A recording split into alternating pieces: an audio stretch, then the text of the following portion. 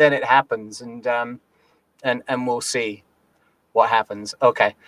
So, all right. Are we live now? Is it happening? Yeah, we are. We're actually live. Okay. Oh man. So today is not a great day for technology, it seems, for me anyway. But anybody who is watching, I welcome you to Talk Like That.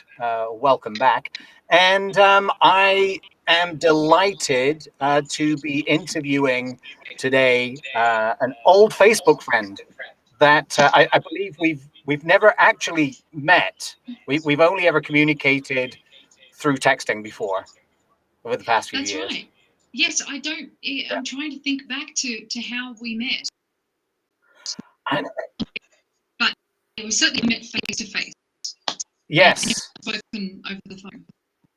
Right. Yeah. It was a long time ago, I understand. But so anyway, I'm just going to introduce you, and I'm just going to say that. So you are an Australian American linguist, teacher, researcher.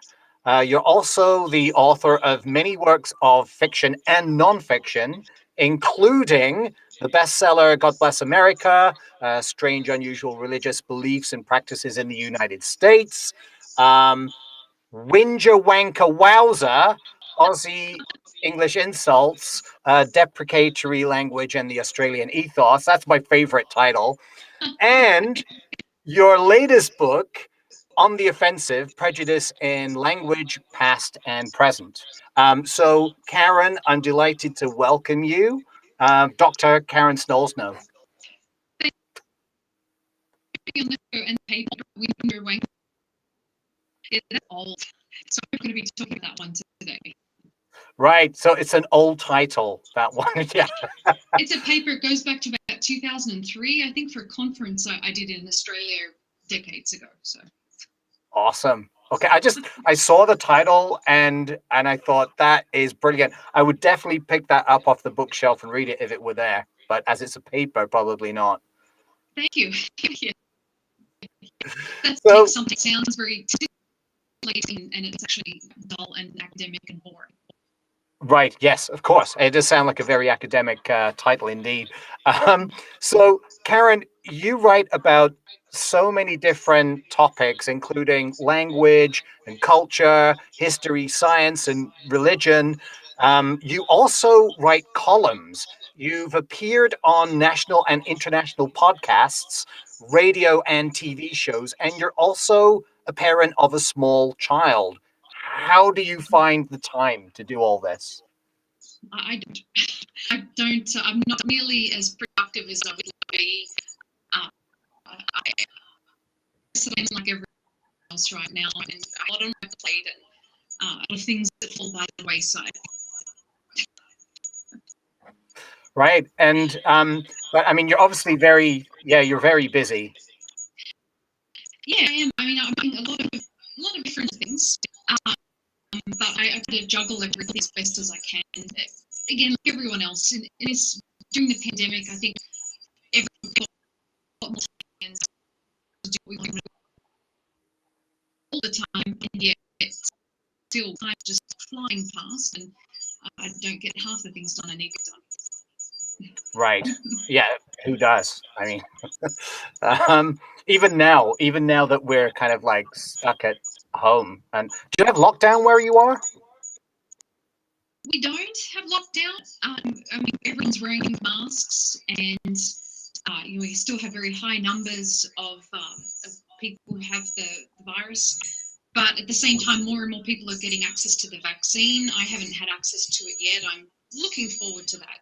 But we've got miserable weather. We've just had snow, so weather-wise. Right. What about where you are? It's pretty much in lockdown now. We're pretty much in full lockdown, so we don't have any, like, there are no restaurants open or stores or anything. You can do curbside pickup and stuff like that, and you can go pick up a coffee from off the street and stuff, but it's not, I mean, I'm totally with it. I get it. I understand, and you've got to be really cautious and everything. But I wanted to ask you about this because I can imagine that this is you right, which is people's um, skepticism towards vaccines and thing, anti-mask and thing. I imagine this would for you to write about. Yeah, I would imagine there's probably already been a lot that's been written about this topic in academia. You know, how you and it takes a long published, but there are probably research projects out there right now that are dealing with that topic. But absolutely, it's a really interesting phenomenon that people aren't wearing masks. I mean, even to this day, or they're not wearing them properly too. You certainly see people with the mask down. You see people who wear a mask and then they pull it down so that they can talk to people. They can't be understood otherwise. Yeah. You see all that kind of thing. But the resistance to vaccination, I mean, I'm hearing that. I think in some part it's people who are educated about vaccines, or they're into conspiracy theories that are out there and terrified about this vaccine and what it could do to them. You see this kind of resistance. Lots of people won't have the flu vaccine, or they think that having the vaccine will give them influenza, and that's not true either. So, yeah, I think even before the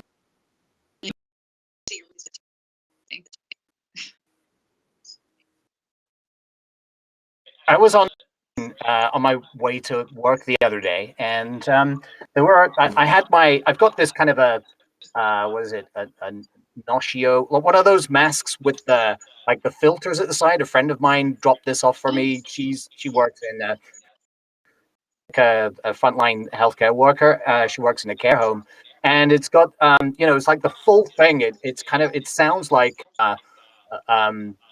what's the guy out of Star Wars, Darth Vader. I sat there on the subway, and there are this kind of young couple. I say young, like they're younger than me, could be any age, but they're like, they would have been about, I don't know, 25, 30, and they're sat there with no masks on, kind of just staring at, sort of sat there staring at me, and I could tell they were kind of, oh yeah, look at this one, look at this mask, and then they start talking to each other about how people think we're the stupid ones. People say that we're stupid, but we know that we're not.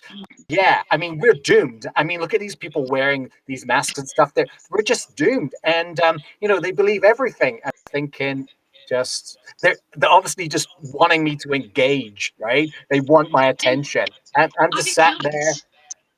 I've encountered that kind of hostility, and from people who aren't wearing masks, and walk a few past a guy who wasn't wearing a mask, and I maybe it's petty, but I've kind of made it my thing to not really acknowledge people who aren't wearing masks when they go for a walk or bike riding.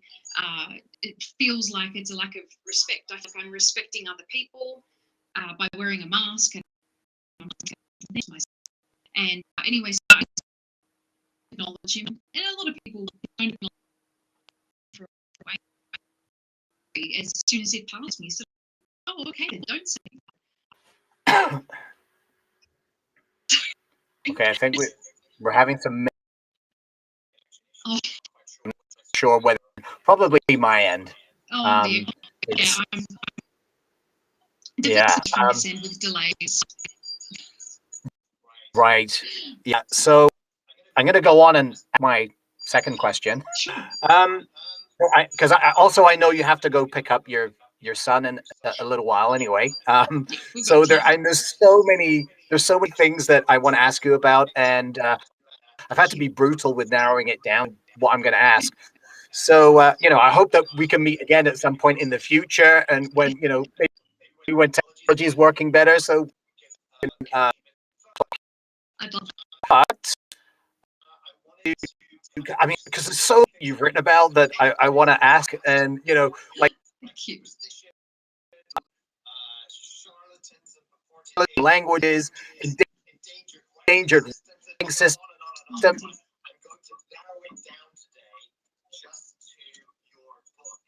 And I'm sure there's more than an hour of talking about this anyway. So, your book, On the Offensive, please tell us what that is about. Sure. So, On the Offensive is about offensive language in the English language. And I'm hearing a very loud beeping noise. I don't know where that's coming from. So it's about offensive language, but not offensive in the sense of profane language. So as you can see, I've historically definitely written about profane language, the F word and the C word and the S word and other abusive terms. But this is more about language that is prejudiced or displays prejudice or discrimination against groups of people. So there's a chapter on racism, there's a chapter on sexism, another one on ageism. And so I'm looking at all these different kinds of phenomena as they occur in society, not only today, but also historically. Where do a lot of these words come from? What did they once mean? What do they mean today?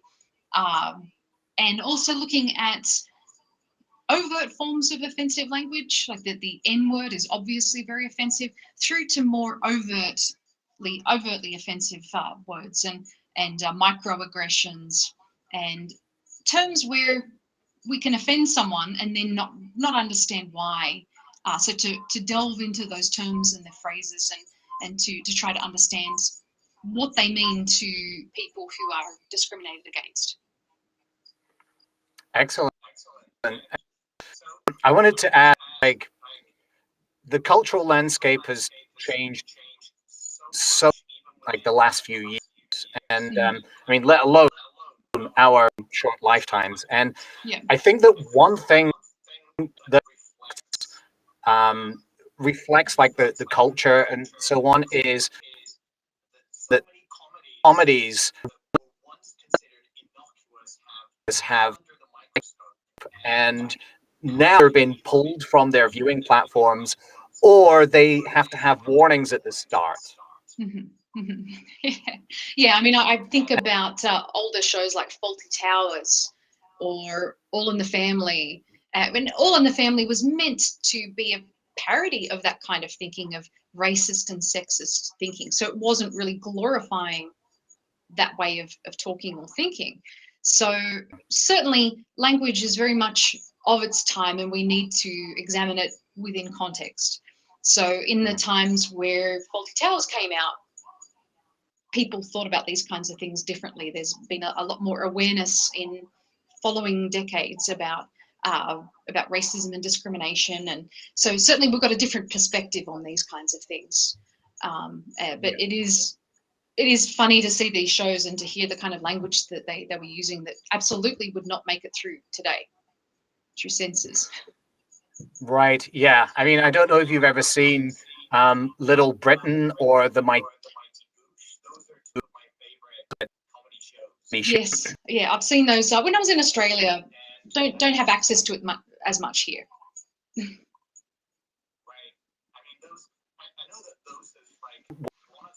I think it was Little Britain was off of Netflix because it's a couple of characters in there they play that are mostly black up or brown up or whatever, depending on the character. So that is, that is now something you just don't do. Right. And But yeah, at the time, it was like, as far as they were concerned, they were playing characters. Yeah, that goes back to I remember in League of Gentlemen there was a character too, and I can't remember his name right now, but he would go in search of new wives and he'd be calling everyone names. So I can't remember his name. Yes, it was Papa Lazaru. That's Papa Lazaru. So this is a really that one.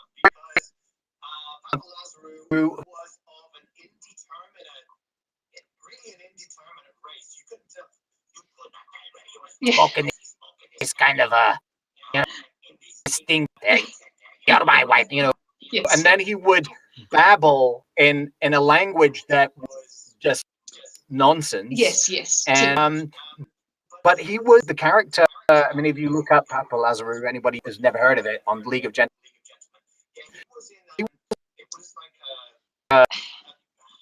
it was like one of those kind of minstrel makeup with the white eyes and the white mouth. Right. So it was like a minstrel, a Yeah. black and white minstrel. That's Yeah. what they were called. So he would look like a black and white minstrel,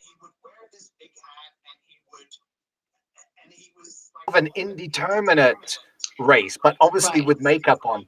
So it's kind of weird in a way that he doesn't seem to be depicting an actual particular race, but he was Right. wearing the makeup that was used by people that were sending up a particular race in a Right. particular era.